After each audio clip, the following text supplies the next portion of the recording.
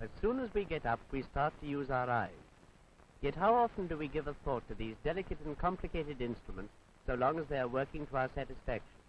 From early morning until late at night, we make constant demands on them. At home, at work, and at play, they are continually adjusting themselves to changing conditions.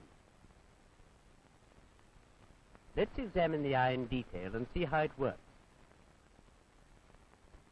Here is a section of an eye seen from the side. The cornea is the transparent part of the strong outer covering.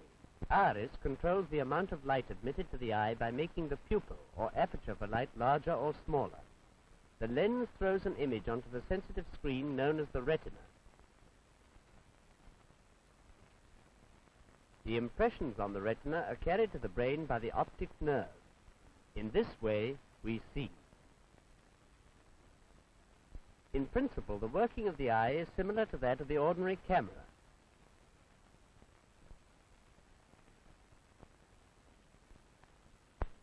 The camera records the image of an object on a film or glass plate, which is covered with a substance sensitive to light.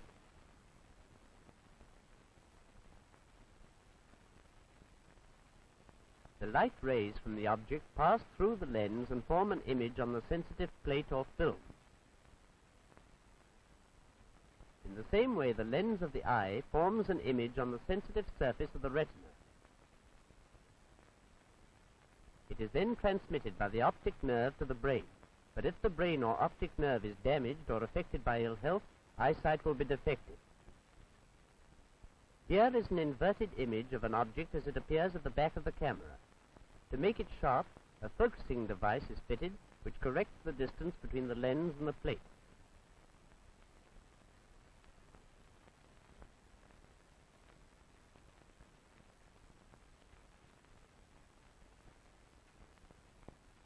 In the eye, focusing takes place automatically by means of muscles which alter the shape or curvature of the lens.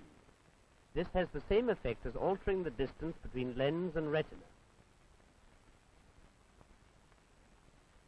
The pupil is surrounded by a colored band known as the iris, which by adjusting itself to the varying intensity of light alters the size of the pupil. This too has its counterpart in the camera. The variable lens diaphragm controls the amount of light passing through the lens.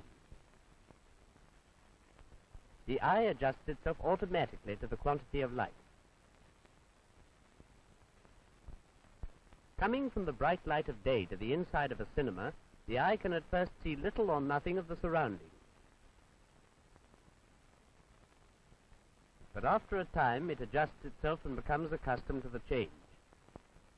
The iris has expanded, so that more light is admitted to the eye.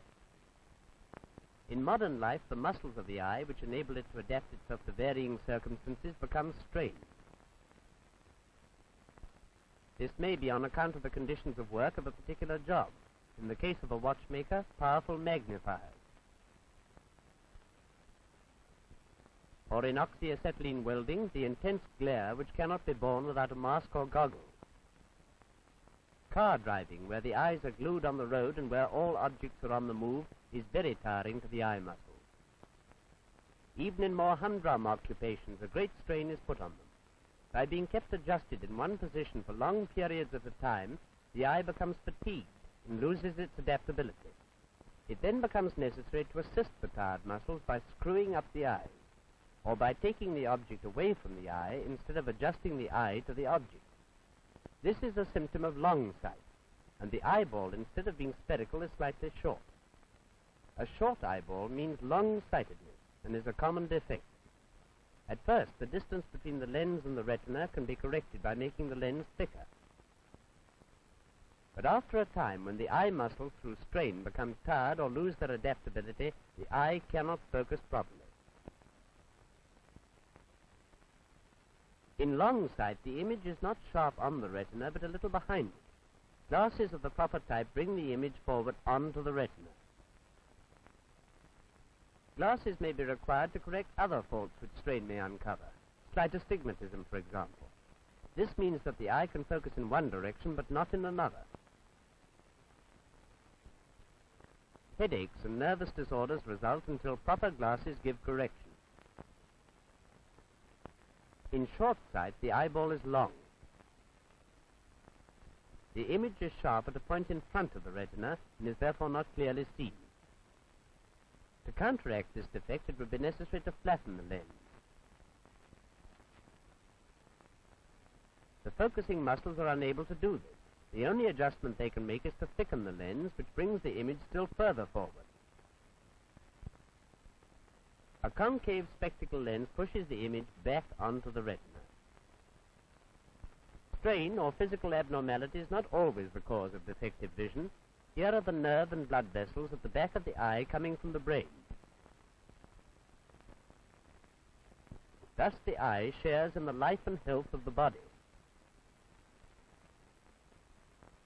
Since the eye is closely connected with the general nervous system and the bloodstream, faulty eyesight is often an indication of poor bodily health. Whenever you have eye trouble, go and see an eye doctor. You may think you only need glasses. Go to him just the same. Only he can tell whether the brain, nerves, or blood system are at fault or are being affected.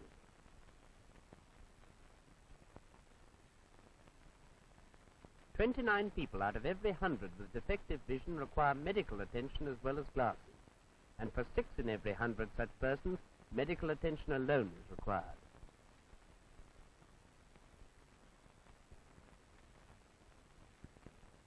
In everyday life, neglect may result in permanent damage to the eye or to the general health.